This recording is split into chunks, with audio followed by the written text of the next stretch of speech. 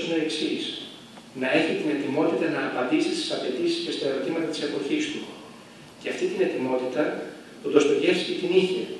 Αυτό μας το δείχνει πολύ επιτυχημένα το βιβλίο του Εδουάρδου του Νέιζεν. Έστω και αν η απάντησή του δόθηκε και εξακολουθεί να δίνεται με έναν πολύ παράδοξο αλλά απολύτως αληθινό τρόπο, θέτοντας ακόμα περισσότερα ερωτήματα. Σας ευχαριστώ.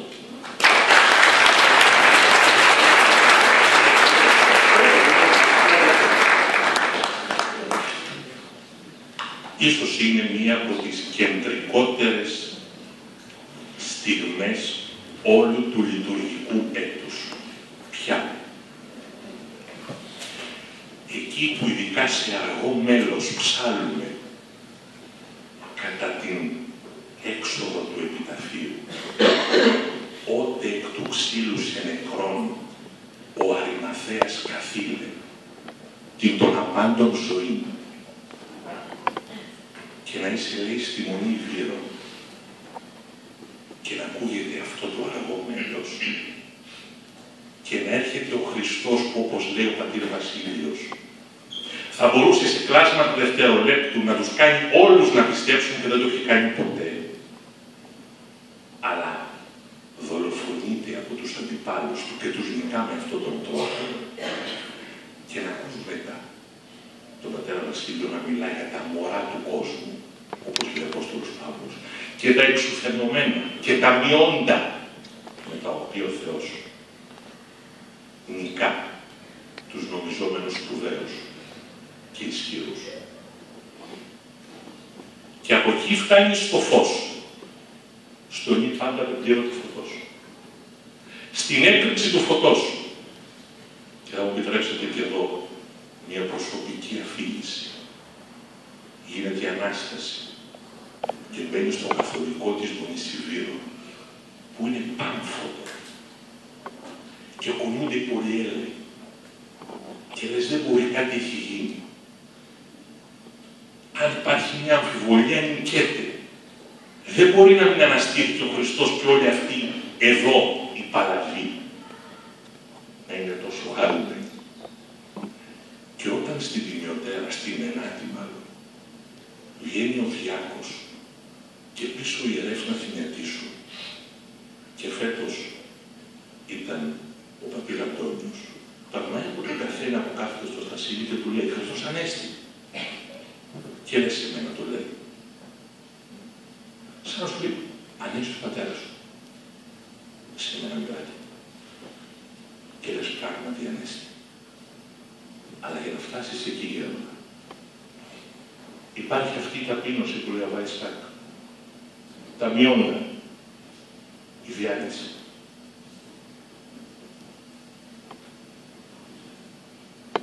Έτσι δεν έρχεται το φως.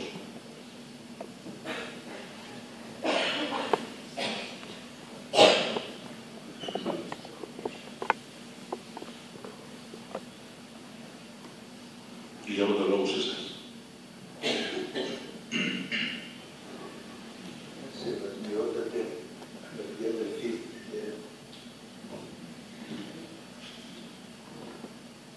θα μπορούσαμε να τελειώσουμε από την αρχή σου.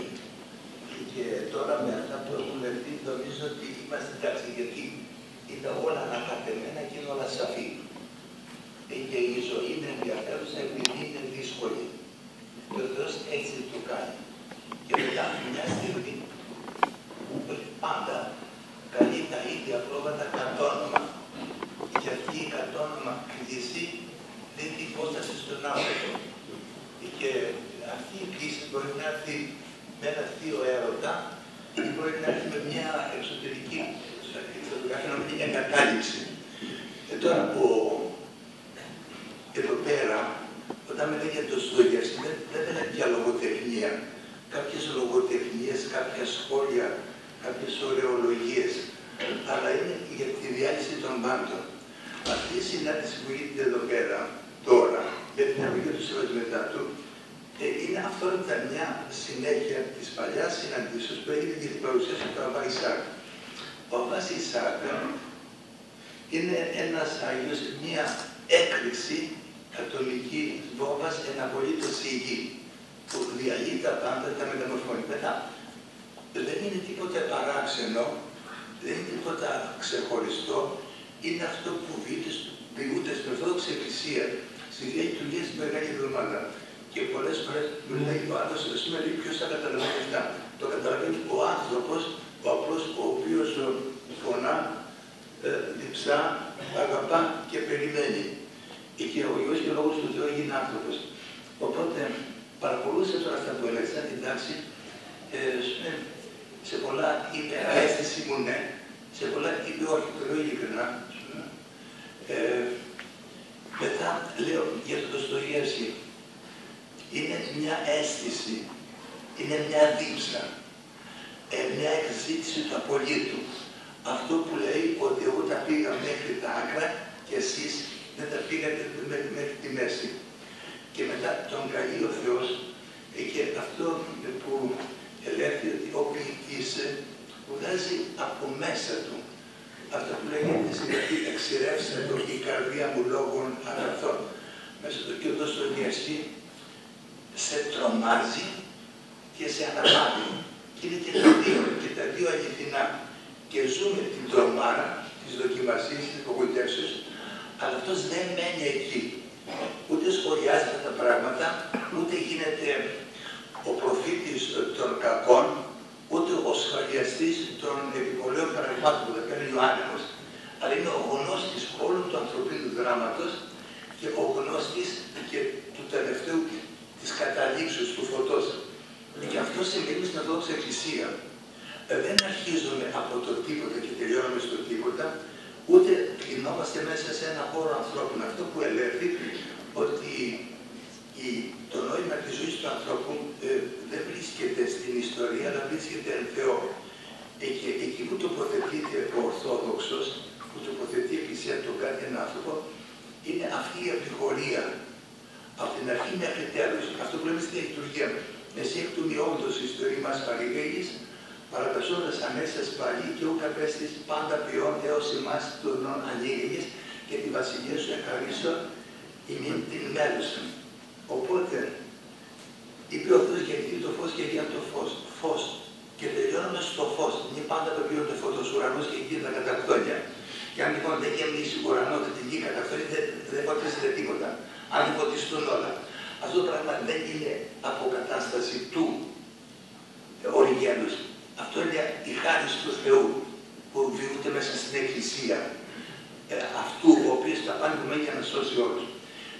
Έχει μια στην Ντοστογεύσκι, ο οποίος δέχεται αυτή την κλίση και λέγεται Θεόδωρος. Το Φιόντορ νομίζω στα ρωσικά δεν λέει για τους Ρώσους. Αυτό που λέει ελληνικά Θεόδωρος. Είναι Θεόδωρος του Θεού. Μετά έχουμε τον Αβαϊσάκ, αυτή την έκρηξη στην έρημο τον 607ο αιώνα. Μετά από αιώνες παίρνει φωτιά το Ντοστογεύσκι και μετά ένας Γερμανόφωνος Ελβετός νιώθει κάτι γίνεται.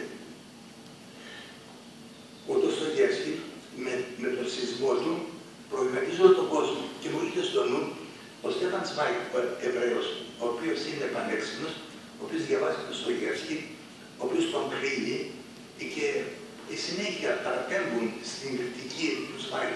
Αλλά ο Σμάικ δεν είναι ούτε καν προτεστάντης, αλλά είναι Εβραίος και προβληματίζεται και σου λέει τι είναι αυτός ο άνθρωπος, ο Ντοστογεύσκι, τι κάνει αυτός, δεν το λέει αγωνισμένο, το λέει δαιμονιακό. Και ότι κάνει δική του θρησκεία, δεν κάνει δική του θρησκεία, αλλά απλώς φανερώνει αυτό που υπάρχει μέσα στην Ορθόδοξη Εκκλησία. Σε αυτό το μικρό πίμνιο. Οπότε έχουμε αυτή την ιστορία του φωτός. Αβάση Σάκ, που παρουσιάζει την έψη του φωτός, στην οποία φτάνουμε μετά από τη Μεγάλη Παρασκευή, μετά τη Μεγάλη Εβδομάδα στο Πάσχα, που γυρίζουν τα πάντα από φως.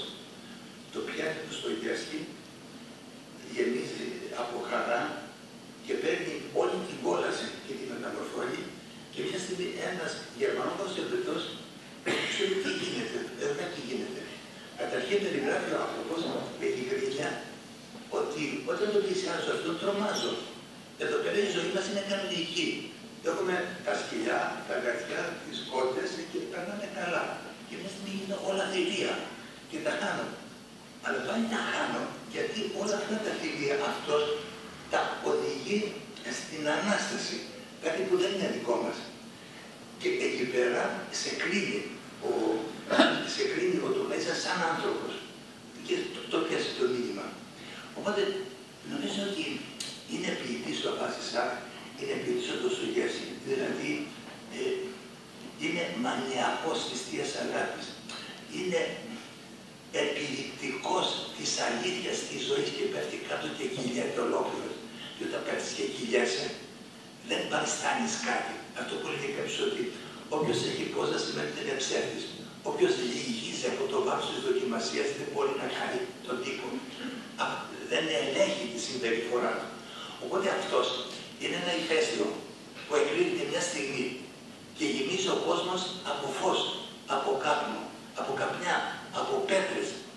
Εσύ αντιληγεί ολόκληρη, τρομάζεις και περιμένεις και πας στην άκρη. Δες τι γίνεται, τι συμφωνά μας βρήκε και περιμένεις.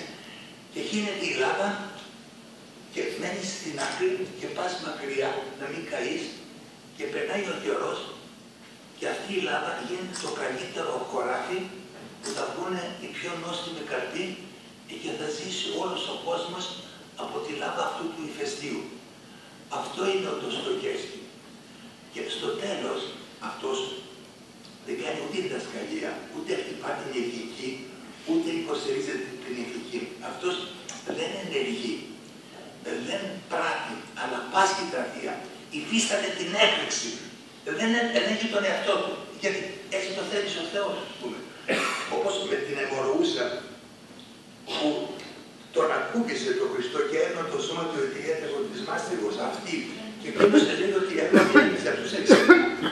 Και έγινε αυτή η επανάσταση. Αυτή δε, χωρίς να πει τίποτα, νομίζω, επειδή αναπαύτηκαν τα πω καλά, της είδατε έγινε καλά, αυτή είναι η ιεροκήρυκα. Δεν έχει τίποτα, μόνο υπάρχει. Και ο Ντοστογεύσκη έπαθε αυτό το παράδειγμα. Οπότε δεν είναι τίποτα και είναι τα πάντα. Και δεν θέλει. Μετά το άλλο δεν καφιέται ότι είμαι καλός, ούτε είναι λογοτεχνία, σαν χάμα, πέρα από τη λογοτεχνία, πέρα από όλα. Οπότε αυτό που λέει ο Μάξιμος ο Μολοδητής, το ζει αυτός, ότι δεν θέλω την κακία και την άδεια, θέλω τη γνώση την αρετή. Δεν μας φτάνει η γνώση και η αρετή. Θέλω παραπέρα. Και εκεί μας πάρει τη χάρη του Θεού. Αλλά για να πας εκεί αληθινά, θα πρέπει να αποδεχτείς τη δοκιμασία. Χωρίς μεγάλες δοκιμασίες δεν δίνει ο Θεός μεγάλα χαρίσματα. Αλλά εσείς σχεδόν. Αυτό το πιάνει ο Ντοστογεύσκη και έχει την ίδια λογική. Οπότε στο τέλος είναι μία λογική. Είναι ένα το απήχημα της ζωής, του μέλους. Είναι το καθώς το τριαντικό. Είναι όσα αν δεν την ψηλή να του σώσει, θα τη χάσει. Όσα αν απολέσει να τη σώσει, η σωτηρία. Έχει τις διαστάσεις της απολίας. Και κάθε μια δοκιμασία δεν με κουράζει, δεν με αισθανογράφει, χαίρομαι. Και στο τέλος δεν τα κάνω εγώ αυτά, αλλά είναι δώρο του Θεού. Και όπως τα πάντα δημιουργούνται με μια θεία θέληση, είπε και γεννηθεί το φως και γίνει το φως, δημιουργεί ο κόσμος, στο τέλος όταν ο άνθρωπος ξεπεράσει την κακία, τη γνώση, την αρετή και πάει πέρα, τότε λέει ο Βασισάκ, δεν πράττει με δυνατότητες ανθρώπινες κάτι σχετικό, αλλά με τη χάρη του Θεού έχει τη δύναμη να δημιουργεί του όντως μέρος κόσμος. Γιατί? Γιατί είναι χαμένος. Γιατί δεν έχει καμιά ιδέα για τον εαυτό του. Τίποτε είναι οι σπουδαίοι. Εάν πιστέψω μια στιγμή ότι έχω μια αρετή, είμαι θεολόγος, είμαι Άγιος, έχω αρετές, τα χάσα όλα. Εάν τυχόν τα χάνω όπως ο Πάπας που λέει, αμφισβητείτε την αποστολικότητα, σας λέω ότι περισσότερο πάντων εγκοπίασα, σας λέω ότι αν καπιθώ, θα πω τα ίδια να καπιθώ, αλλά εγώ θα σας πω την αλήθεια. Η αλήθεια είναι ότι μου δόθηκε χώρος στην αρχή να βασανίζομαι και στο τέλος σας λέω την αλήθεια, ότι όταν ασθενώ είναι δυνατός και ευδοκώ εμβλήψεις, ανάγκη σε στενοχωρίες, με αναπαύλη στενοχωρίες, η διάλυση. Και γι' αυτό φτάνει εκεί, όπως σου λέει, ελεημοί στους πιστούς. Δεν υπάρχουν πολύ σοφοί, πολύ αγενείς. Αλλά τα μωρά, τα ασθενή, τα αγενή, εξελέξτε το Θεός, τα εξουθενημένα και τα μειώντα, δυνατότητα δεν πάει πιο κάτω από τα μειώντα. Αυτή είναι η κάση του Παύλου, δηλαδή καθόμουν μόνο εντός σταυρό του Χριστού. Αν έρχομαι εγώ και ερχόμαστε πολλοί, να πούμε ότι είμαι μεγάλος ηγέτης, είμαι ομορφόπεδος, έχω τόσους τίτλους, έχω τόσα διδακτορικά, κάνω θαύματα και θα πω τον κόσμο ότι δεν παίζει με κοροϊδίες η χάρη του Θεού. Η κάρτης είναι μία, με δυο σκουπίδες μου. Οπότε υπάρχει ο καυχόμενος στην κυρίω Καυχάστο. Οπότε ανασταίνονται οι νεκροί. Ανασταίνονται οι νεκροί. Και ο Θεός αν ήθελε θα μας είχε κάνει όλους καλούς. Και η δουλειά θα ήταν άγια και θα ήταν κόλαση. Και αυτή την κόλαση του ψεύτικου παραδείσου τώρα να το φτιάξουν εμείς οι άνθρωποι όταν νομίζω ότι είμαστε δυνατοί. Είτε ο Πάπας με την Ιερά Εξέταση, είτε ο Χίτλερ με το να σπάξει να κάψει τους Εβραίους και τους ομοφυλόφιλους και τους γύφτες, είτε ο Στάλιν να κάψει τους εχθρούς του λαού. Είναι το ίδια λογική. Οι δοκούντες άρχοι των εθνών να τα κυριάζουν και κατεξουσιάζουν αυτόν. Ούτως έστε Ελληνένα. Οπότε, έλεγε ότι ο Ντοστογεύσκι δεν μ' αρέσει ότι είναι του 19ου αιώνα, ότι είναι προμεταμοντέρνος και μεταμοντέρνος και δεν ξέρω τι βακίες λέγεται. Διαλύθηκαν τα πάντα και αναστήθηκαν τώρα και διαλύθηκε και ο χρόνος και το πριν και το μετά. Τα πάντα έγιναν φως. Και μπορεί ο άνθρωπος, έχει δυνατότητα ο άνθρωπος, ποια δυνατότητα έχει, να πεθάνει. Και κανείς δεν μπορεί να μας ακαλέσει αυτή τη δυνατότητα. Και αυτό που θέλουμε είναι να μην πεθάνουμε. Και ενώ πεθαίνουμε και έχει τη χάρη του Θεού και σου κάνει αυτή την αναπόδευτη πεθάνα που είναι ο θάνατος προϋπόθεση ζωής. Και λέει ο Κύριος, εάν μια αποθάνει, αυτός μόνος μένει. Ο ζωντανός χώρος και ο άνθρωπος. Εάν αποθάνει, πολύ κακό φέρει. Οπότε, εδώ είναι που μεταφέρονται τα πάντα και αυτό είναι το ένα μήνυμα της Εκκλησίας. Μετά στη συνέχεια, λέει ο Κόρτουρνέισεν, τι σχέση έχει ο Χριστός του Ιεροσυναστού με τη Ρωσία. Καταλαβαίνετε κάτι γίνεται, μιλάει για χριστιανισμό, αλλά δεν έχει Ανάσταση, τα χάνει γιατί αυτός έχει όλα τα θηρία και όλους τους μεθύστακες και όλες τις εκτροπές, αλλά τους δικείς του Απόστολ, τα χάνει και δεν ξέρει όμως ότι αυτό είναι μια φανέρωση της Ορθόδοξης Εκκλησίας. Το μικρό πίνδιο είναι τόσο μικρό που δεν είναι απειλή για κανένα και είναι τόσο δυνατό που δεν φοβάται καμιά απειλή. Οπότε η συνάντηση που γίνεται εδώ πέρα με τον κόσμο της Κορίνθου και καταρχίζεται μεγάλο πράγμα γιατί είστε Κορίνθοι και έχετε σχέση με τον Απόστολο Παύλο. Λοιπόν, αυτό που γίνεται δεν είναι ένα σχόλιο λογοτεχνικό, αλλά είναι και η διάλυση της λογοτεχνίας, η διάλυση της επιτυχίας. Αυτό που λέει δεν είναι εν τον κόσμο η επιτυχία του ανθρώπου, αλλά είναι εν Θεό. Και αυτό το πράγμα το φανερώνει η Ορθόδοξη Εκκλησία. Η Ορθόδοξη Εκκλησία δεν ορίζεται ανθρώπινα, λέει με τη χάρη του Θεού και το πνεύμα όπου θέλει πνίγει. Και ο ίδιος ο Θεάνθρωπος μια στιγμή σου λέει: βρήκα πιστούς που δεν τους βρήκαμε, που δεν το Ισραήλ τους άκουγε στην Ευρώπη, βρίσκει πίστη μεγαλύτερη έξω, εκεί που εμείς δεν βρίσκουμε τίποτα, από ό,τι υπάρχει μέσα στο Ισραήλ.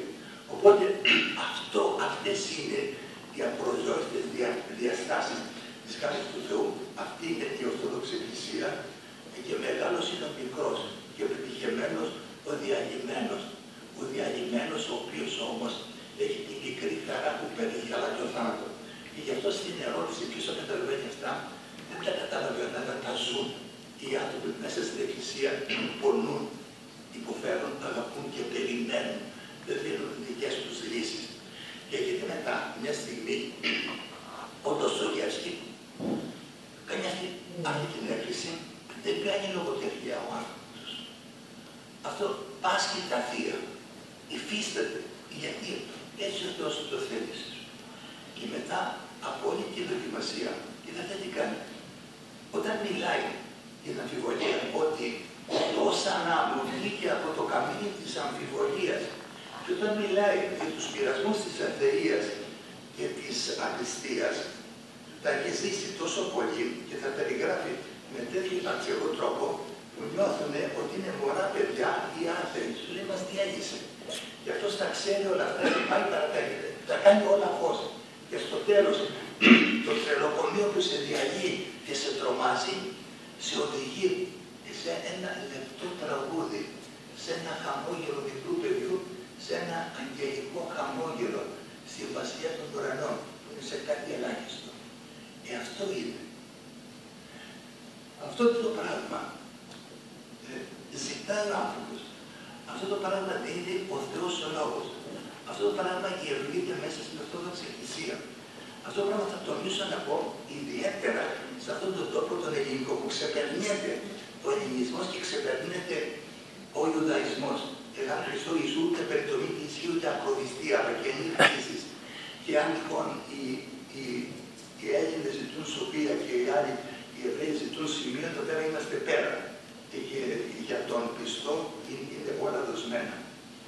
Οπότε βλέπετε ότι τα πράγματα είναι πάρα πολύ καλά, επειδή είναι δράμα. Αλλά είναι δράμα. Και δεν τα σχολιάζω. Δεν σχολιάζει ένας χαμένος που έχει τη μικρή χαρά για τον θάνατο. Έτσι δεν φοβηθούν. Και όταν είναι δράμα, με οδηγούνται στην παράλυση. Ότι εγώ είμαι τίποτα, να το πιστέψω. Και όταν δεν είναι τίποτα, τότε αναλαμβάνει ο άλλος και τα κάνει όλα. Και μου λέει και το Άγιο Όρος. Το Άγιο Όρος είναι καλό. Και ενθουσιάζεσαι. Και υπάρχουν άλλοι. Και δεν είναι αυτοί που γνωρίζονται και αυτοί που λέγονται. Είναι κάποιοι άλλοι. Χαμένοι. Ρετάλια. Και σε καταπλήσουν και είναι το εξής. Και νιώθουν. Δεν έχουν την αίσθηση ότι είναι μεγάλοι. Αλλά ότι είναι ένας τρελός. Είναι ένας χαμένος και σου δίνει αυτό το φως της Αγίας Τριάδος.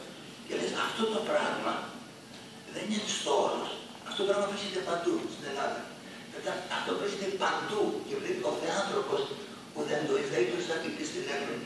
Γι' αυτό όταν ακούμε στη Βίβλο που είναι πολιτική, είμαι λέει προοδευτικός, είμαι επαναστατικός, δεν ξέρω τι είμαι. Είμαστε πολύ ωραίοι, είμαστε γελοί. Αλλά ένα αληθινό, αυτό που είχε η Εκκλησία, δεν ερεθίζεται και δεν καταργείται κανένα. Είδατε ο Κύριος στην Γεστήμανη, όταν είπε τον Παύλο, είπε, εγώ είμαι και έπεσον χαμέ. Και αυτό το να πέσουν χαμέ είναι μια ευλογία. Εγώ είμαι αυτός που μετά την αγωνία είπα, μη το αρμόντος όχι είναι στο θέλημα. Οπότε δεν φοβάμαι κανένα, δεν απειλούμε με καμιά απειλή, υπομένω τα πάντα, εκεί με η προϋπόθεση σωτηρίας των πάντων. Και σήμερα ο κόσμος όλος έχει μια γειτονιά. Είμαστε ένας άνθρωπος, αυτό το οποίο σώσει τον άνθρωπο, και αν θέλετε μπορεί να εκφράσει τη σωστή πολιτική για τη ζωή μας, την ηλική πνευματική, για τα οικονομικά, είναι αυτό που ζει η Ορθόδοξη Εκκλησία. Και αυτό μια στιγμή που παρουσιάζει ένας Ντοστογεύσκι, όχι ένας ακαδημαϊκός θεολόγος. Και δεν με ενδιαφέρει αν είναι Ρώσος ή Αρμένιος, τα ξεπερνάει όλα. Αλλά ξεκινά μέσα από την Ορθόδοξη Εκκλησία. Οπότε μας φανερώνει αυτό το ξεπέρασμα των πάντων και δίνει κουράγιο στους αδύνατους, στους χαμένους, στους τυποτέλους, στα ανύπαρκτα όντα. Και καλεί τα ανιόντα ή να τα όντα καταργήσει. Και αυτό γερουργείται με στην Ορθόδοξη Εκκλησία. Και πρέπει να ντυθούμε με αυτή τη δύναμη, να ανάψουμε με αυτό το φως, το οποίο είναι ελπίδα για όλους και κάθε μια απειλή είναι παροχή ζωής για αυτόν. Γι' αυτό που λέει ο Παύλος, δεν καφιέμαι για την εξυπνάδα μου, δεν καφιέμαι γιατί είμαι μεγάλος. Καφιέμαι ευλογώ εν ύβριση, αναπαύομαι, χαίρομαι στις βρισιές, στις δοκιμασίες, στις αποτυχίες, στη θλίψη και στο θάνατο. Οπότε βλέπετε ότι, και το καταλαβαίνω αυτό, ο λόγος σάξ εγένετο και εισάκα ο άνθρωπος, όχι η εξυπνάδα, όχι η διοργάνωση, είναι Θεός κατά χάρη. Και σήμερα υπάρχει η Θεία Λειτουργία, υπάρχει η Ορθόδοξη Εκκλησία, υπάρχουν μεγάλοι άγιοι οι οποίοι παρουσιάζονται σαν ανύπαρκτοι, δεν έχουν κανένα σχόλιο, δεν σχολιάζουν κανένα. Και είναι μεγάλο πράγμα να βρούμε την αίσθηση, να καταλαβαίνουμε αυτή δύναμη η οποία εν ασθενεία τελειούται και δίδει το κουράγιο σε όλους και δεν φοβάται τίποτα. Αυτά είχα να πω για λίγο. Νομίζω τα περισσότερα τα νιώθει κανείς άμεσα, πονώντας και δεχόμενος αυτό το μήνυμα ότι ο θάνατος θανάτωται. Και αυτό είναι το μήνυμα που δίδει η Εκκλησία δια των Αγίων. Και ένας Δοστογεύσκης σου δίνει τη μαρτυρία αυτή της αλήθειας. Και δεν κάνει διαφήμιση της εξυπνάδας, ούτε του λογοτεχνικού του ταλέντου. Αλλά καπιέται, όπως Απόστολος Παύλος, εν το σταυρό του Ιησού Χριστού, για το οποίο δίνεται η ζωή σε όλο τον κόσμο.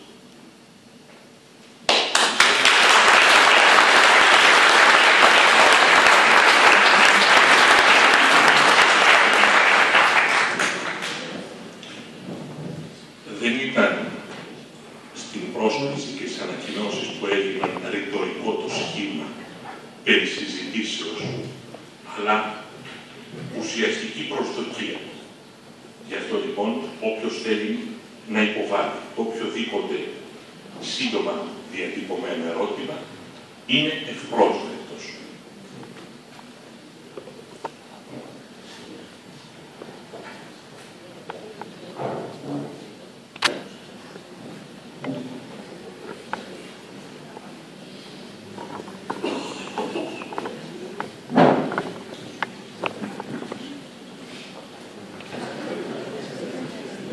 Ή έχουν καταστεί ήδη βιώματα.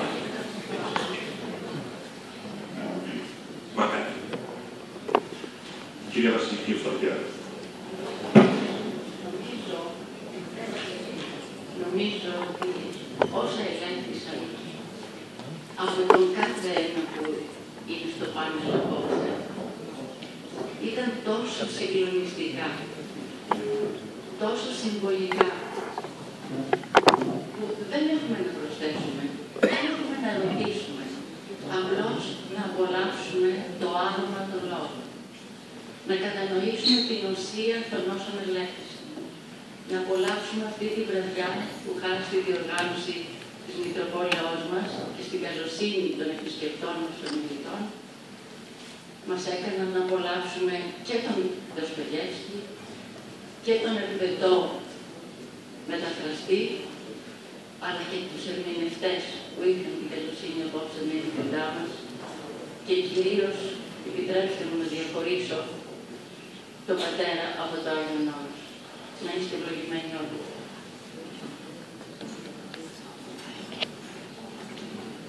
Παραδεί των ερωτημάτων, θα κλείσει την εκδήλωση.